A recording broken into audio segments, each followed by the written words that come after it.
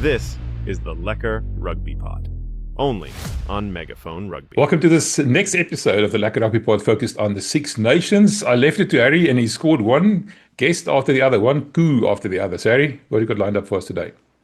Also, Envia, yeah, the first round is in the books, and there's no one in rugby world that I trust more to unwrap, to undress, if you will. What happened? What did we just see? Than when Charlie Morgan, who used to be the Telegraph, 600,000 circulation, jumped to the Times, 608,000. But that 8,000 rules the world. I'll just tell you right now. No, all joking aside, Charlie Morgan is one of those guys that I always read. He's a must read. It's because he doesn't just say the same old things or try to get clickbait.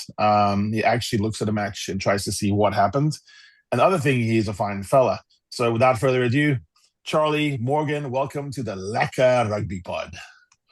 What an honor! What an intro. I think it's more of an honor that how much you guys are smashing it. I have to say, I have to contest that I do occasionally dabble a bit of clickbait. So the slightly false advertising, but I'll take it. I'll take it nonetheless. Thank you so much.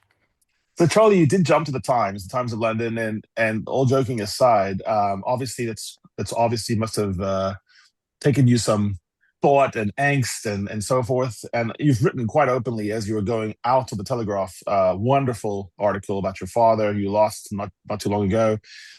A lot of change in your life is what I'm talking about. How do you manage all that? And is the Times a whole new different world, or is it sort of the same thing, almost like you're doing exactly the same thing but in a different place?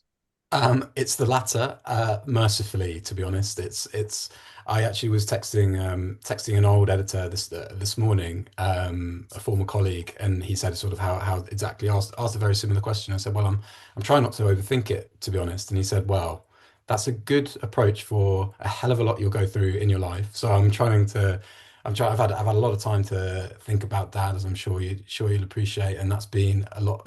That's been sad, but it's also been there's been a lot of gratitude, a lot of pride there as well. So that's kind of almost been I don't know, that's been an introspective sort of period of my life. But this move's just very exciting, and as far as the sort of the logistical kind of changes, I don't think there are too many. It's just going to be hopefully bringing a new set of editors with ideas, and it's up to me to keep the ideas coming.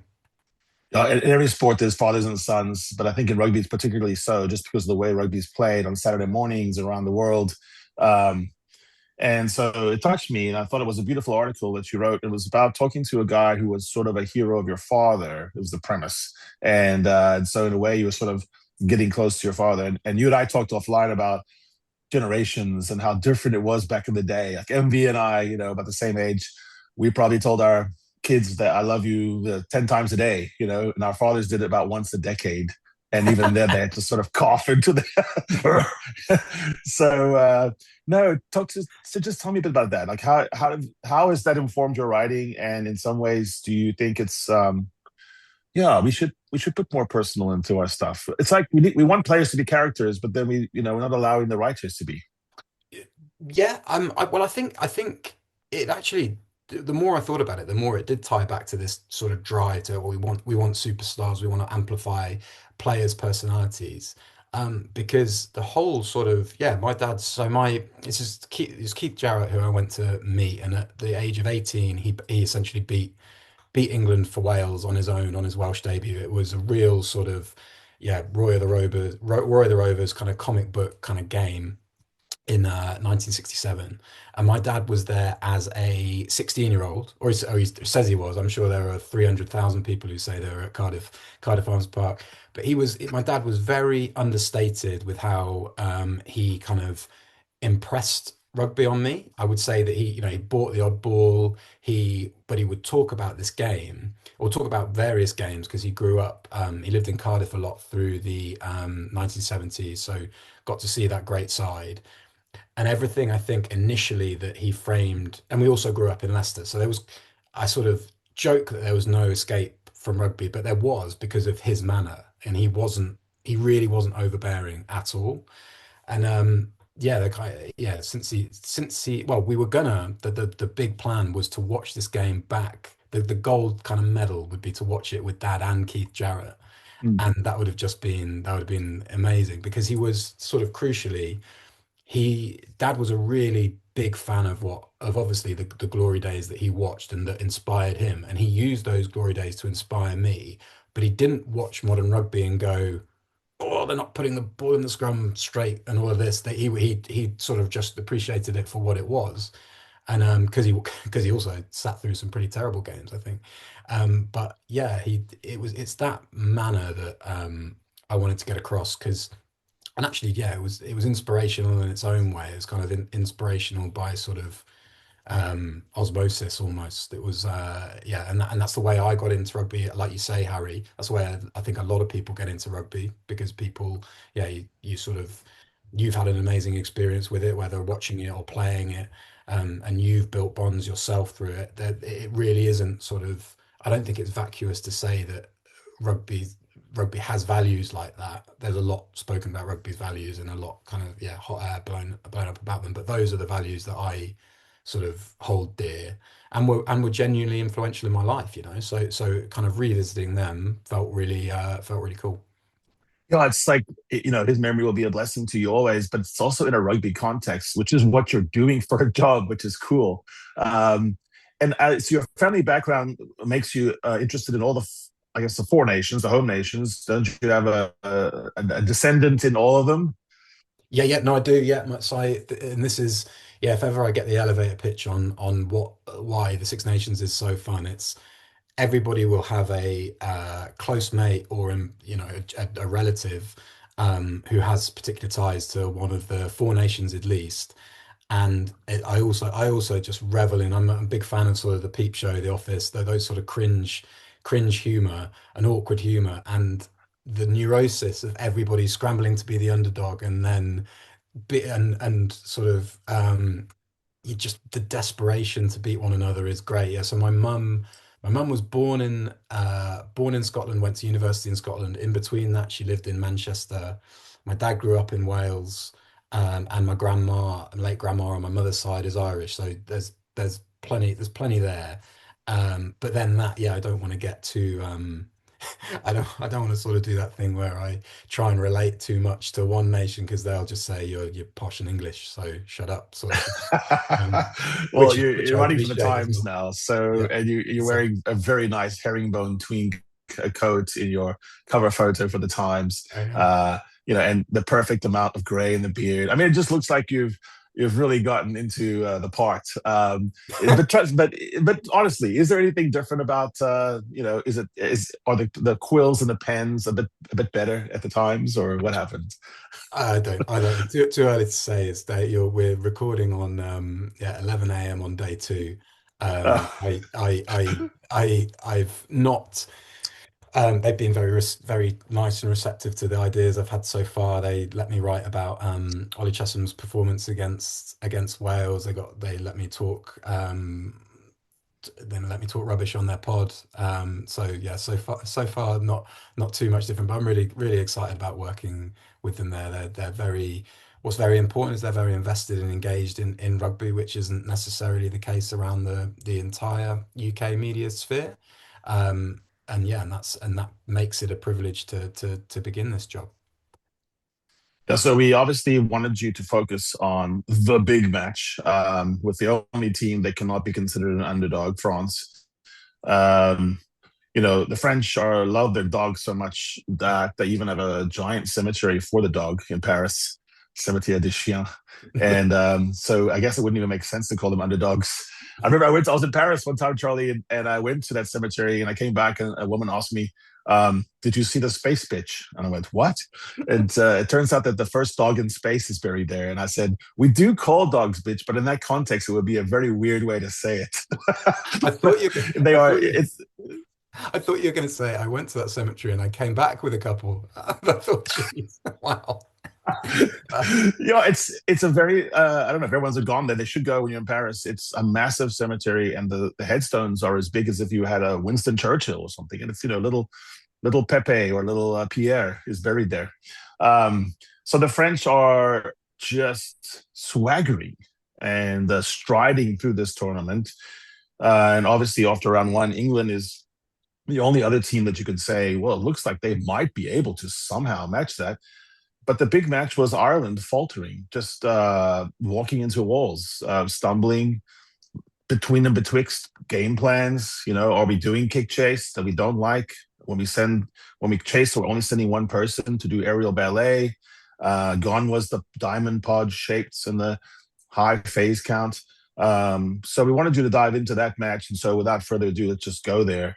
What the fuck happened to Ireland in the first half? And the second half, they manfully battled. You saw the sort of moral victory, which they used to have. And I said to Pat McCarry, you should have immoral victories. That's what you want.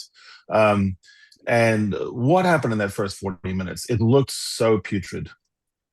It looked putrid. I always think George Ford is often cite him because he's just so eloquent about the game and eloquent about the little momentum changes and emotional changes even that happen in the game. And he said something really interesting about, just to go back to the autumn and England's win over New Zealand. He got a couple of drop goals, and he spoke later and he said, if I'd missed that first one, that would have been really interesting because I wouldn't have. It's almost like you need the crowd, and you shouldn't have to do this, but you need the crowd to sort of validate your game plan. Now, to go back to Ireland, Ireland went to the high ball, as you said, didn't look to be totally all in on that and totally organized with how they did it. And although there was a lot of validation in why they did that, because if you think about the last Six Nations game that France won, it was a total kick fest at Twickenham. There was a cross kick from Finn Smith onto the head of Louis Bielbieri that Freeman got for a try. Then France got back ahead, but they coughed up a breakdown turnover from another high ball. So England essentially beat France with a kick pressure game by winning the scraps. And it looked like Ireland were trying to do the same to France by sort of peppering that back three, as would be quite tempting before the game. But France had clearly worked on that, potentially with the motivation of that loss to England. They were more secure.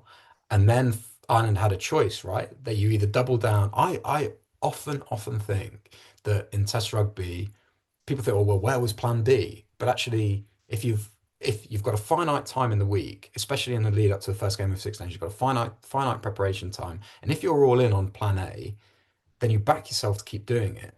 And we'll get to France in a minute, but after Ireland had gone behind, you're right, they sort of had to put more stock in their phase shape, which looked like it had gone 6 steps backwards from when we sort of are used to sort of these really intricate phase patterns, picking off defenses in New Zealand and such like. And they had absentees, but it really reminded me of when they were trying to because Andy Farrell is the mastermind of that sort of phase shape. And he's obviously been away with the Lions. He's sort of coming back. It just looks far less convincing, and sides will have analysed it. But it looks like they were back in those COVID internationals where Sam Underhill was going, well, it's going to that forward in the pod, and I'm just going to go straight through that, and I'm going to stop it at source. They're going to have a slow ruck. The next ruck's going to be 5 meters back. And I think it was the lead up to Ollivon's try, the try that's sort of gone everywhere, where it actually begins with a really imposing defensive set from France in the wet that just makes Ireland look really sort of really meek and sort of and just unconvincing, and then France pulled away from there. Yeah, but Andy Farrell said that his side lacked intent, which is rare for a coach of any coach to say that. And Andy Farrell in particular is not someone who usually goes into the mental side of it and does a self-accusation that maybe he didn't get them ready and that maybe the team wasn't. I actually thought it was more of a technical loss in that obviously kick chase was the way to go. It's the way to go for all teams right now. 80 kicks in a match is normal. That's the new norm. De rigueur, I'll say French words. But then you have to chase it properly. Jamison Gibson Park's kicks were landing in a good landing zone. Kick long and you die. All the long kicks to France, they ran them back and scored tries. You have to contest. But as South Africa has been doing and the French have been doing, is you got to send a big, you got to send a bully, and you got to send a scraps man, you got to send an aerial artist. If you can do it, send four. And so every time the ball squirted, it was the French ball. And it was, I don't know, I think the Irish got back 4 of the kicks, scored 30, kicked 39 times, got 4 kicks back. That return is ridiculous. So I kind of wonder if it's just a matter of this. The Irish teams are not playing in the Irk with a kick chase. And to the extent they do, it's more just, every team would do it in that situation. But they're not doing it when it's options of choice. You have the ball for about 19, 20 minutes on attack in a game. And if Sam Prendergast is doing that, and he's never been doing that along the way, then it doesn't look like that they're ready for the actual game within the game. Stockdale, Tom O'Brien, they weren't doing the kind of things with Ringrose that you would do if you're playing an aerial game. So is that what you see, that the Irish are sort of shit-talking the changes of the shape of the game? They are lending itself to kick, chase with no shepherds, and then they're not ready to play it? I think, yeah, partly. I think their absentees hurt. Actually, ironically, the scrum was fine when they had 1, 2, 3 in the pecking order of loose heads, that's enough to give you, hives as a coach, just the anxiety that you'd face over that. But yeah, you're right. The best sides, or not necessarily even the best sides, the sides with the most conviction about their tactical identity know how to go through step one, right? Something will start with the kick, then it'll be the scraps, then where can we go from the scraps? And so England at the minute just seem very, and it certainly helps when George Ford is playing the way he is as a player coach effectively. But what led to Wales being in tailspin on Saturday was a contestable ball. Henry Arundel, who has been charged with getting loads better at the high ball, goes up, taps it back. It's Guy Pepper, shock. He's so good at this, picking up the scraps. Goes back to George Ford, who goes diagonally to the other side of the pitch. Wales get back and clear, but they don't get out of their half again until they've conceded a try and they're down to 13, because England have connected their kicking game with a varied line-out game, which squeezes Wales and leads to sort of puts them in all sorts of strife. Now, and this was a total fluke, but I was watching, it was one Gibson Park, it was the second half, I think. Yes. So there's one Gibson Park box kick, and Jegu is in the front of the screen, and he looks out on his feet, but he sort of does that thing where he puts his head down and somehow and it looks like totally inconsequential running, but it's Atisogbe goes up, I think, with Stockdale, and the ball pops out to Jegu, and Jegu finds a third wind, and gets about five meters post contact on the carry off the scraps. France go to a contestable, they get it back, and then when they get it back, that's what Dupont chips for Ramos for the wild kick through for Bielbarri. But it's Jegu's graft, but also the awareness that the scraps can look ugly, but if he's getting possession in that area of the field when everybody is pulled out of place, then there's a collective awareness that if France have possession there, they have Bielbarri, who is going to open up the pitch and is just, and there is just this so Bordeaux, the way Bordeaux have been going, European champions, they have an Irish attack coach in Noel McNamara, who just sees the games differently. He doesn't have a traditional rugby background, but he has this side, and it's now the side that contributes the 10, the 12, the 13, and the 11 to the French national side, who are so attuned to these transition situations, and they know the best way to get those transition situations is with the scraps out of the kicking battle. So it's like the French have bought in they've shown a bit of, I guess, humility in buying into that area when it would be quite, I would say someone like a New Zealand side, I wouldn't see them appreciating the importance of that maybe. And France, yeah, there's a bit of thing, we can make kick chase sexy and French by making sure that we're attuned and we're getting the attacking opportunities off the back of it. Yeah, Bernard Jackman, who's going to be on in the next round with us, is talking about the black and the gray, the black, the white, and the gray. And what he's talking about is that the shapers of the game who want the game to be different, to attract more people who currently don't like rugby. They need more fractured play, and less of the game to be percentagized by from set piece, restart, the stodgy, structure that we actually probably like. The purist rugby purist loves to see that perfectly packed scrum, that nice wheel, and then the 5 passes to the right. There's actually something quite visual for them in the shape of the game with the aerials and the scraps, which creates this massive, what Bernard's talking about, the gray area. So coaches coach all week on the black and the white. What are we going to do here? Scenario painting, Joe Schmidt, how every single thing you saw on the rugby pitch, there was an actual response. And his players talked about how they always knew what they were supposed to do in Ireland. And now it's getting more into this gray area, which the Springboks and the French seem to be the most happy about. It rewards athleticism that you cannot fake. We have the Lekkerbacks, as we talked about, the swivel hit, mysteriously scrum-capped, super strong little, dynamites. With Louis Biel's like a liqueur back. And it's hard to replace Atasogbe, Guillard, the athleticism of these people, like, Olivon, striding out. So it's almost like Ireland's looking at it and saying, but wait, all of our tricks, don't work in this system because we don't want this much time in the gray area. We don't want that. We want scripted. And so that's what I saw. I saw a side in transition and maybe needing to recruit differently. And they have athletes and they have people that could come on and do that, but they're sort of, stuck in between. Do you think Ireland is going to try to change this during this tournament, or do you think they'll just double down and bring back the old guard? I don't know.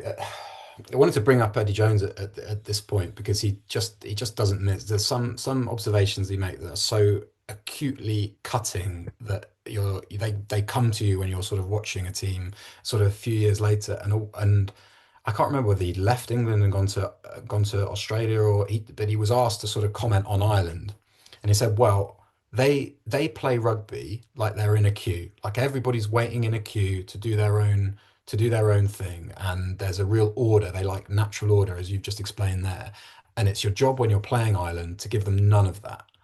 And so that's when they were that passage I was talking about with that phase shift. It looks like they were trying to find a queue and it was just a mess, And I think the other thing that Eddie Jones was sort of pilloried towards the back end of his tenure with England for thinking in terms of World Cup cycles and too much, and sort of saying and effectively saying without saying, you could pay a lot of money to come and watch Twickenham, but actually we're trialing stuff in this game and the result doesn't matter. And that obviously didn't play great by the end.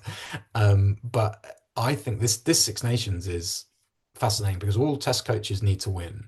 But I do think also that they in this Six Nations is the safest. Well, so maybe this year as a whole is the safest one where they test their ceiling, and they test that ceiling by picking players. And how ballsy of Galtier to leave. Well, I would certainly say Audrey and Penno out. Fiku probably on form. You would say isn't quite there anymore, but is a huge, or has been a huge leader.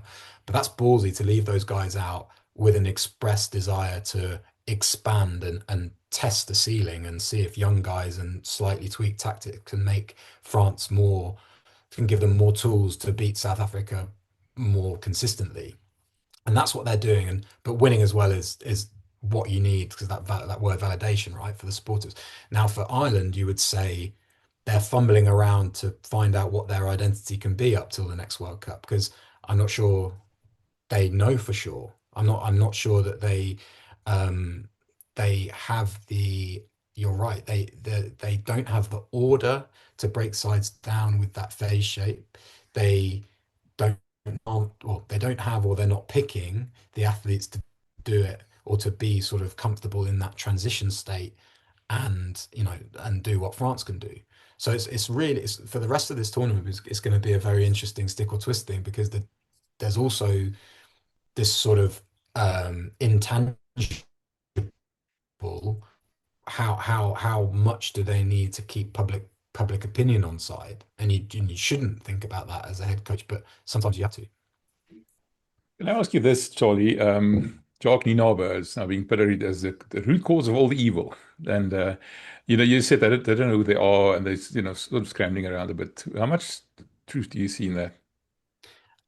Great question. I saw the clip in question from sort of the post-match sort of analysis studio. I think it certainly seems true. Well, it's certainly, I mean, you can see it, can't you? That Leinster have taken on board. He has added. He has influenced how Leinster play for sure. And Leinster are, as was said, sort of the mass provider of the Ireland team. So that is certainly going to have a knock-on influential effect. But I would say that's up to Andy Farrell has the power to ensure that they maintain an attacking game plan and they maintain or clarity, not necessarily game plan, but clarity and their skills stay there. I think it's certainly overblown to say it's had a hugely detrimental effect on the whole other side of their game.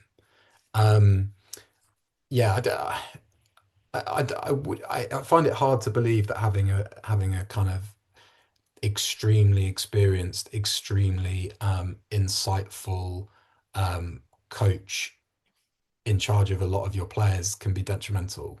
Um, as much as it has been influential, certainly, but you would surely see that coming and be able to sort of make up for bits that aren't being concentrated on. So, for example, we were hearing sort of in the lead up. It was actually a while ago now, but it was in the lead up to I think the season before this one. I think when they got to the Champions Cup final against Toulouse, might have been before that. We were hearing that Inaber was obviously the week had changed a little bit, so there was less time as there would be under.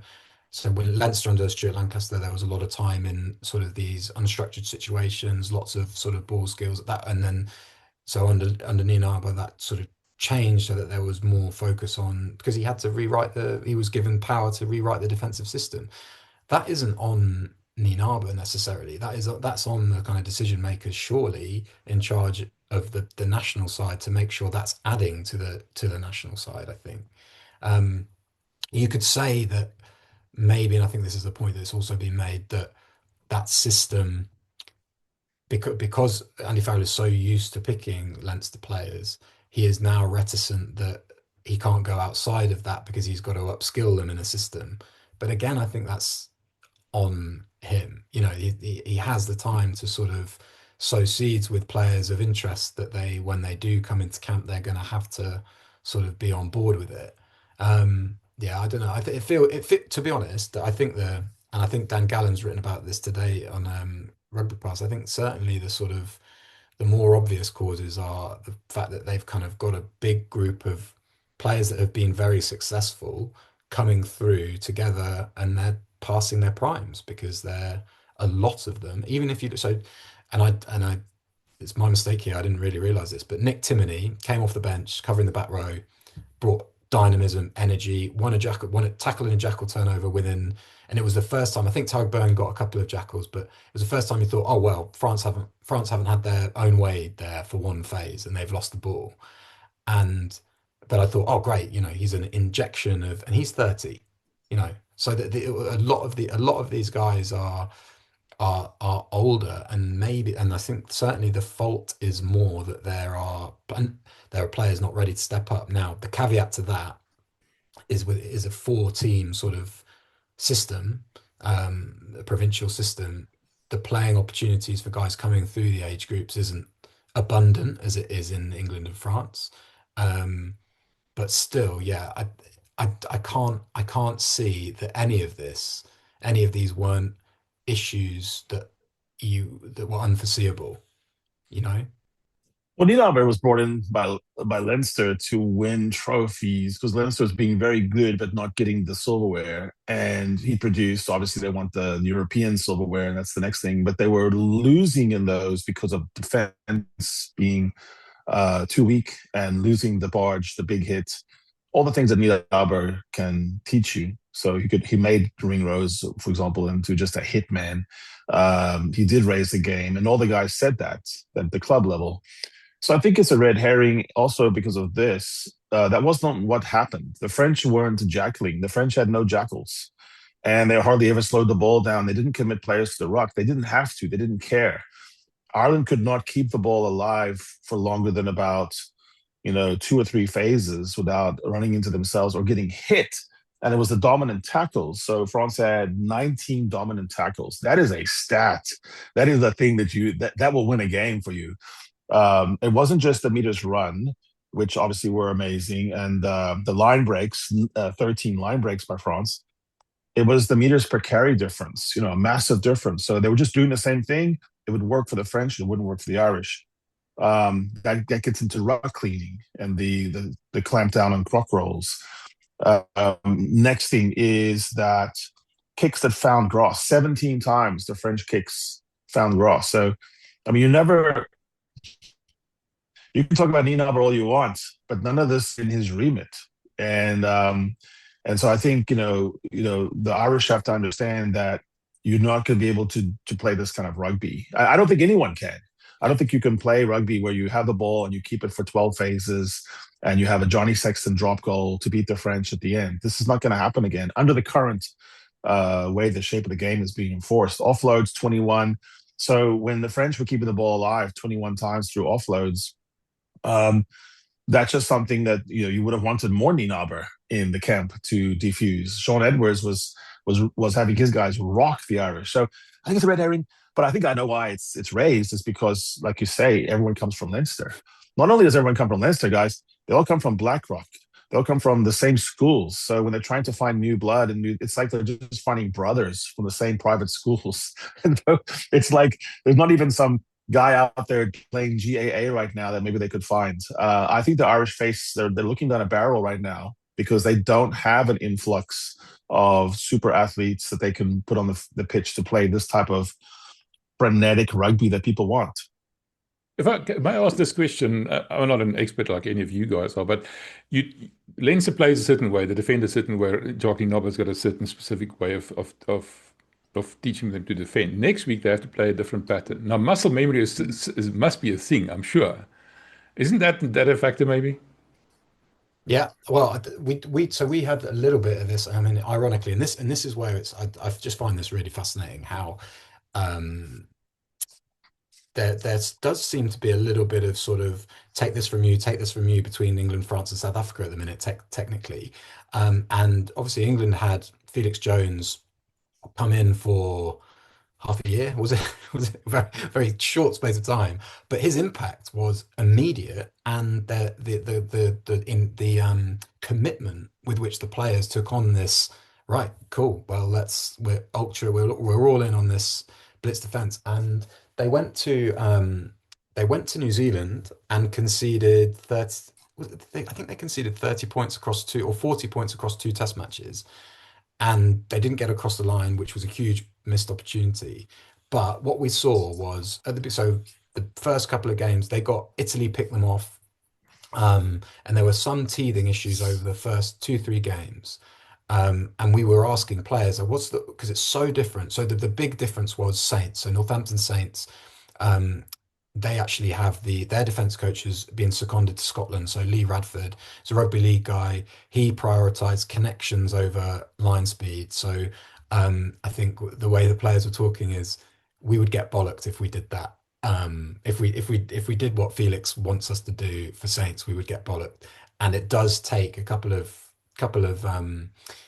tweaks in the week, and it takes a couple of people to really mess up to sort of say, yeah, that's what not to do. And I always think you're right. Like, I think that's potentially a big that's potentially tricky. I think it's really important to always keep in mind that these guys have a finite amount of preparation time, and they've got information to take in and put on the grass, and that's sometimes not easy but then again, I don't know. Then again, you would also expect them to be able to switch into a sort of into a different mindset when they get, and that's what the really the best international sides, I think, probably feel like a club atmosphere. They have that familiarity, and they have that sort of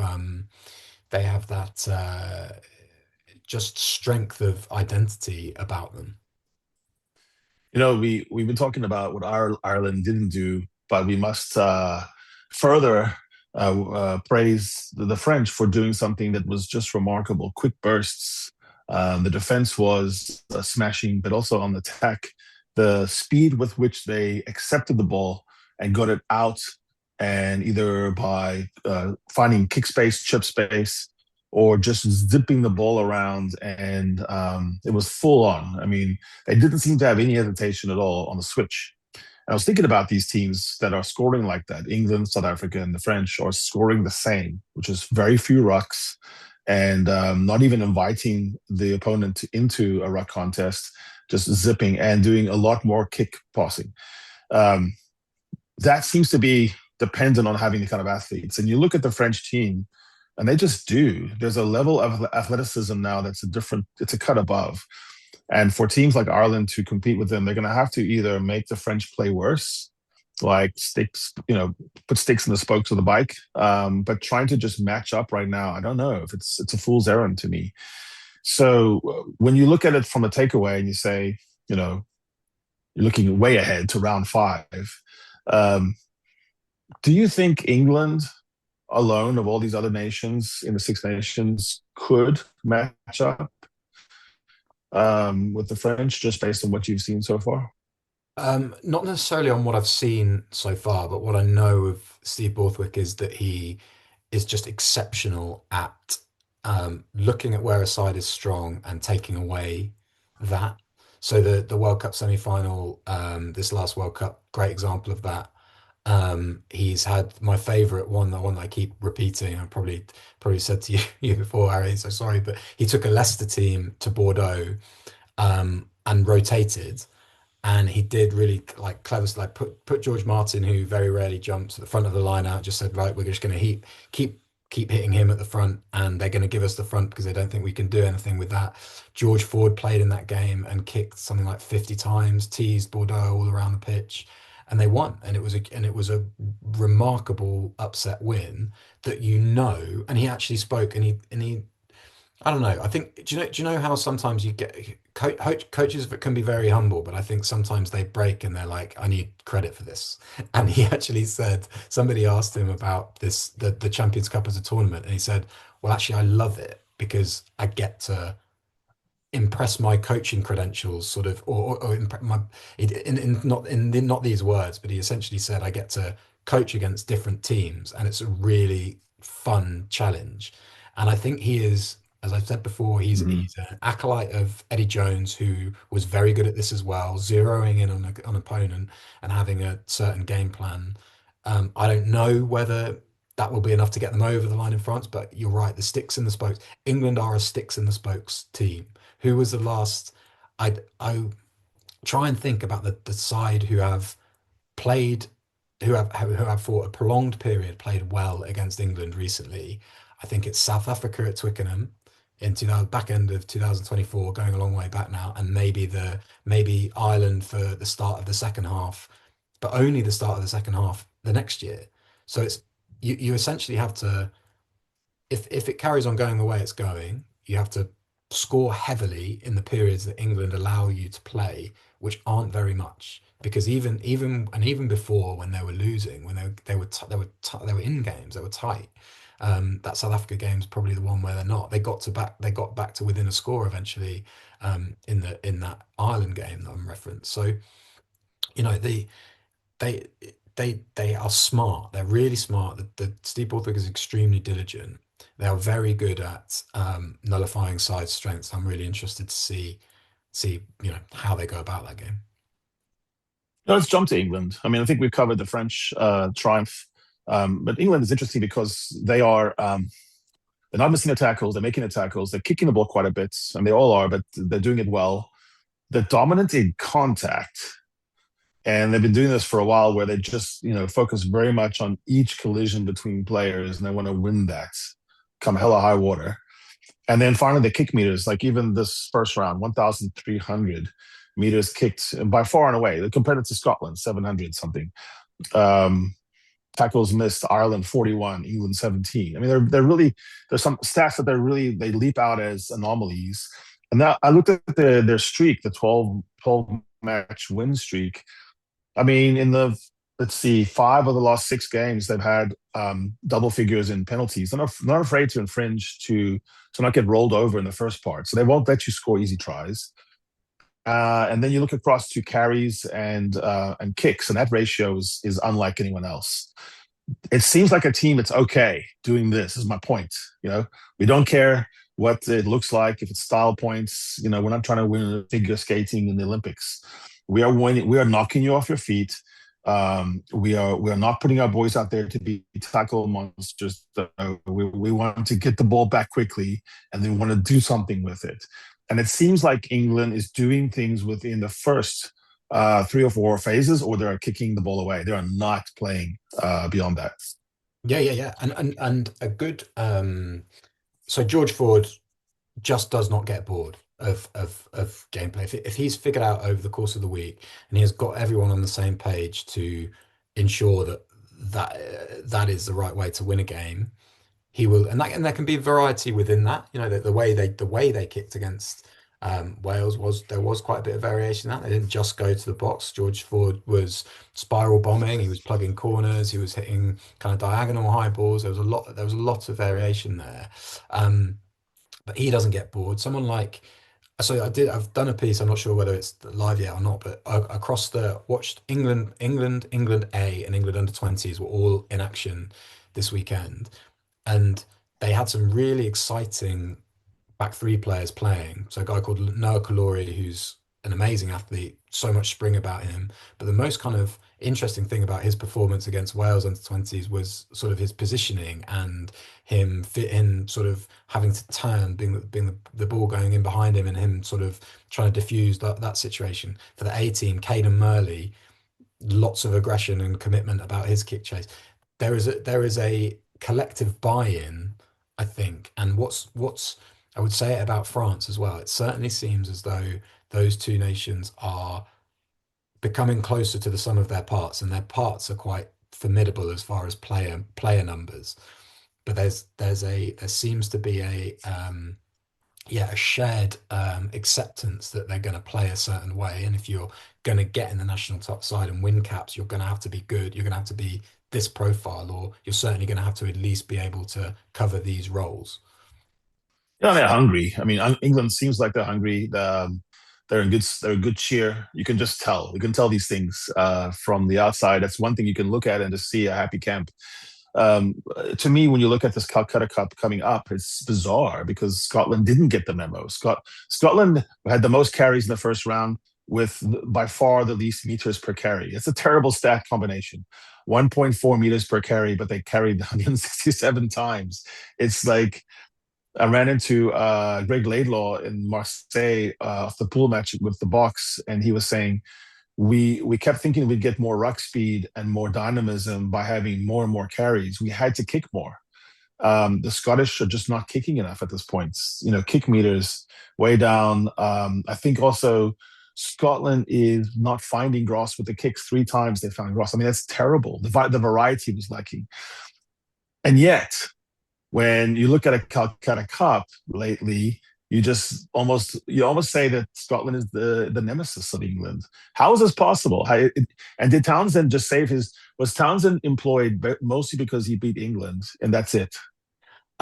This is well, I wish I knew the answer to this. I know Scotland wish they knew the answer to this. Because I don't think the way they've played against England over this run, and it's been a decade now. So it's 2017 where they got absolutely pumped at Twickenham. In 2018 they were fantastic, won that game, and they have, they've won plenty since then. It's now the neurosis has flipped, whereas it was, I'm sure there was an inferiority complex of Scotland players when they played against England. At Twickenham last year, England eventually won, but only because of a missed conversion from Finn Russell. And it looked like they were playing against themselves as well. It was so palpably a monkey on their back to improve this record that has been really poor. But when I think that it's not a drive, it doesn't look like a primal drive hunger thing. it just looks like Scotland are more accurate and better prepared against England, and actually really patient within games. So the last game in Murrayfield, they defended well, they soaked up pressure, soaked up pressure, soaked up pressure. They certainly scored one try off first phase. I think they scored two more tries from turnovers with just feeding speed of Douan, who just a, is a phenomenon against England. And it is remarkable that they just haven't consistently replicated that level of performance and consistency across an 80 minutes against any other side, and it's really tricky. But you're right, that does make me think that my worry with Scotland coming in to having backed them to finish third, I drank the Kool-Aid as well, was that Finn Russell just looked a little off playing for Bath. He wasn't as commanding as he has been in previous seasons for them. And that was my one worry. I didn't expect the line out to be as genuinely calamitous as it was, and for them to be taken apart at the scrum.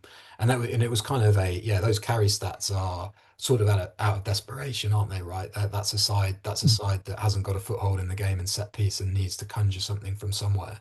And they weren't able to. So I don't know whether they're easy. I don't know. It can't be that bad again for a start. But I think this time it will need Russell to be, because he's just been a nemesis. He's been so much of a nemesis that he's created space for others. They've run strike moves where they've either missed him out, or they've put him on one side of the ruck, and defenders have swarmed around a ruck towards him, and they've gone the other way with different playmakers, or they've had a lot of success with Tuipulotu going flat to Hugh Jones with Finn Russell out the back as bait. So because South in that World Cup game you're talking about in Marseille, the box sort of stood back a bit and gave Russell room to make those decisions a bit. I think I'm remembering right. Exactly. So, They got in his eye. They stood off and got in his eye line. yeah, And the game plan was to be in between Finn and everyone he wanted to throw the ball to, basically. But let Finn do whatever he wanted. yeah, yeah. And so Ireland went similarly, sort of let that play out, keep that in front of them, and it'd be interesting to see how England go about it, because they've got it wrong previously. But this is every Six Nations. I always say there are sort of tournament defining games within the game. So if England win 4 and then lose in Paris, I mean, that will define their Six Nations, but it's not they can still maintain impetus off the back of this Six Nations if they have 4 good wins and then they play well in Paris and go down. If they lose in Murrayfield, I think that will be damaging to the direction that the side is going. I want to ask you this. Harry and I are good friends with Franco Smit, or close to Franco Smit. We're talking to him very soon as well.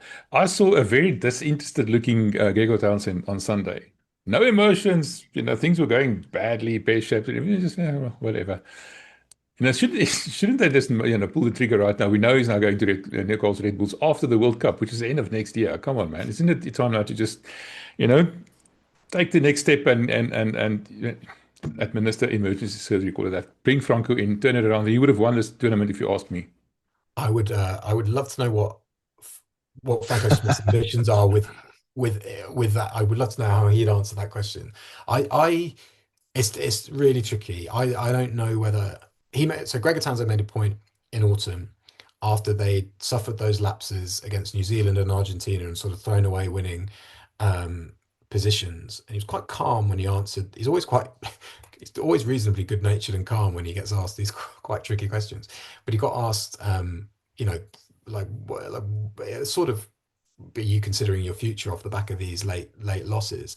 And he said, well, I have to say that we're playing some of the best rugby we have under me to get in these positions and get these leads. And I actually thought that's a really good point to make. So do you cut your losses and expect that Franco Smith can get those highs without getting the lapses? What he does have, Franco Smith, on his side is clearly the immense trust from a big contingent in Glasgow Warriors. It's really difficult. I know that the public opinion has turned against Gregor Townsend, and to the point where his dominance, because you can call it that, his dominance over England doesn't matter to Scotland fans anymore, because they don't feel that enough has been achieved with a good group of players on top of that. And in that way, his tenure, I think, is in danger of being defined by flipping the Calcutta Cup narrative, but also just falling down so many times. And it's often against Ireland and just failing to get over that hurdle, whether that's been at World Cups or whether that's been sort of in the Six Nations. Those losses have been more damaging. So I think actually it's a huge decision, but I don't know. I'm inclined to certainly give him the tournament to see, because it just flips. This tournament's mad. That if they win, it wouldn't be a shock for them to beat England, and then they go to Wales, where they can maintain impetus quite easily, although they've had a poor record there historically. And they've got France at home, so who knows? I would stay. I would keep him in post for now. Maybe it's better for Franco Smith to stay back for now anyway. See how it all plays out, and he's in a pretty good position. I saw somebody make the point. I'm sorry, I would credit if I could remember, but somebody made the point that actually disrupting his progress with Glasgow, where they've got to this season, would be a shame, because they've potentially got a Champions Cup run at home all the way into the final. So yeah, so maybe I've given you two fluffy reasons to stay put. Yeah, my contention is just that it's the Calcutta Cup that has kept Gregor. Although there are some ways to look at his career as Scottish coach and say he was the most successful Scottish coach too, in the sense that he kept them, he never did the wooden spoon. He was always, it was competitive. I was looking at the 12-game streak for England, and trying to find where the Scottish were an anomaly, and I think I found it, which is in line breaks. So England's been developing a lot of line breaks, and they run through a lot of tackles. There are games in which, and this is against top teams, where they get 36, 34, 32 tackles fallen off. They run through tackles. And then on line breaks, they're consistently developing 4, 9, 5, 6, 8 line breaks. Against Scotland, even in the 1-point win, 2 line breaks and only 10 defenders beaten. That's by far the floor on both of those stats. And so there's something about this, and by the way, Scotland is not really good at denying the gain line against other teams. So this is purely a old foe, derby, hatred. It just seems like they rise to the occasion, right? And so is it overstating it that if this was to go badly, that it really would be terrible for Townsend? Because that is the one thing he had but I always get my boys up for England. Yeah, no, for sure. Oh, yeah, when I think about them defensively, yeah, I'd said it wasn't necessarily about drive, but I think defensively, I think about really flinty performances as a collective from Scotland against England, and really good decisions on the breakdown, where they've been disruptive but also managed to keep that width in the defensive line. And yeah, that was, as I say, two line breaks from England last. That was a really grim arm wrestle, to be honest. That was Eddie Jones used to say in the Six Nations, the touch lines are brought in. They're not, but it's just the way that teams played, and that you felt like checking that they really weren't after that game, because it was it was tight. So many boxes. Actually, I think England sort of said afterwards that they felt boxed into one side of the field by Scotland, because they were just collecting it, putting it back, and sort of daring England to open the pitch up. And because of this, it felt like because of this. This desperation to win the game by whatever means necessary, it felt like they got a bit claustrophobic. But no, you're right. I think that certainly depending on the manner of it, if it's convincing for England, and then I think it's the room is the mood music's only going one way. Yeah, it's almost like if England's tournament starts this week. And it could be rip-roaring by the end of it. And Scotland's might kind of be over in some ways. It's just so dispiriting for them. Talk about Italy, though. Italy really played a different kind of cagey game plan. They stayed within themselves. I almost called that choke tackle because it looked like that's what they were doing in the entire sequence. Who's going to be the guy who runs upright?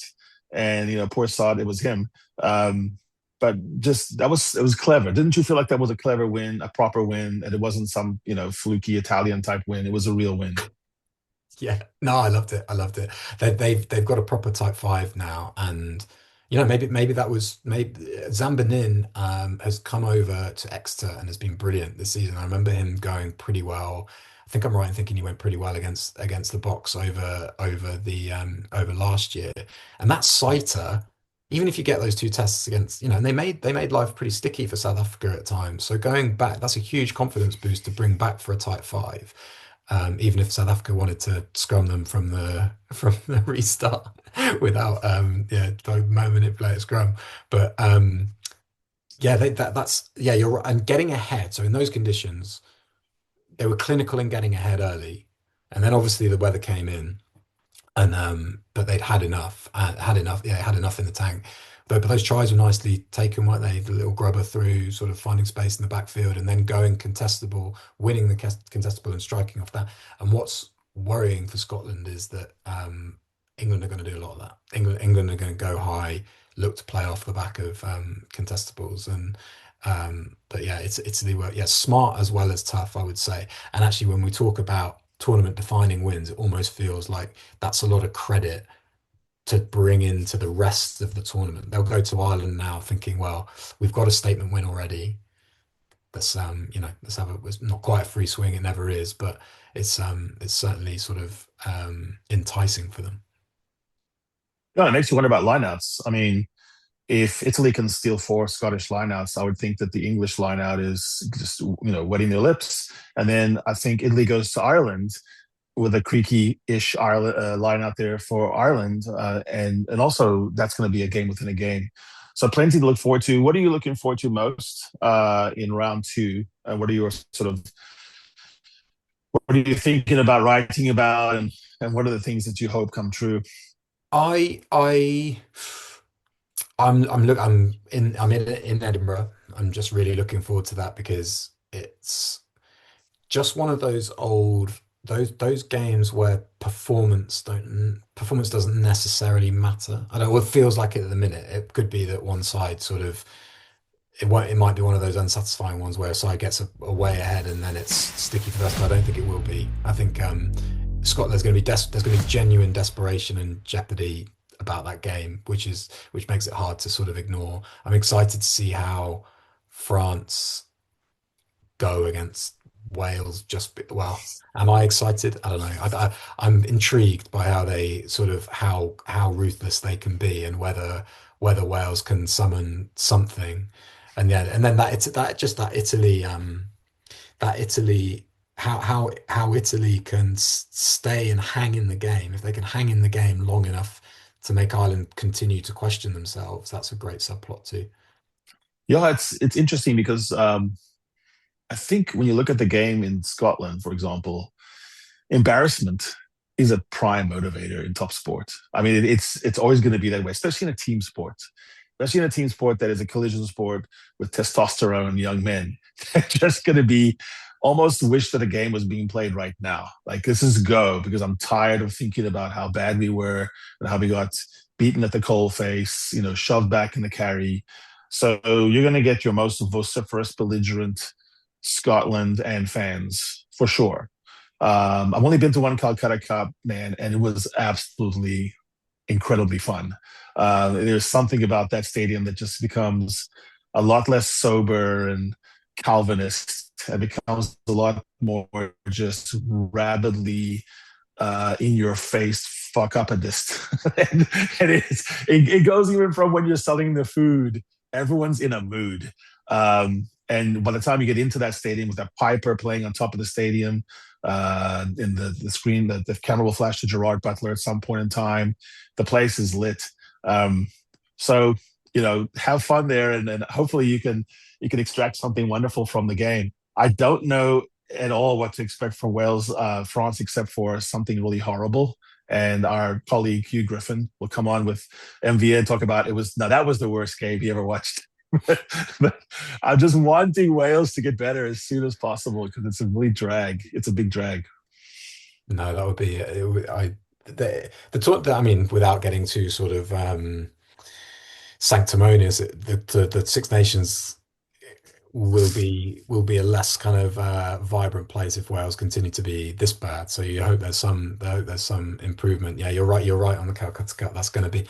But the interesting thing is, I don't know whether social media might be colouring my idea of just how fervent the sort of atmosphere is in Scotland. But if England do go ahead and look convincing, whether what that atmosphere becomes, I don't know whether it becomes subdued or something sort of a bit more malignant. That's an interesting Mm. kind of thing to monitor. However, I don't think Steve Borthwick will be getting that far ahead of himself for sure.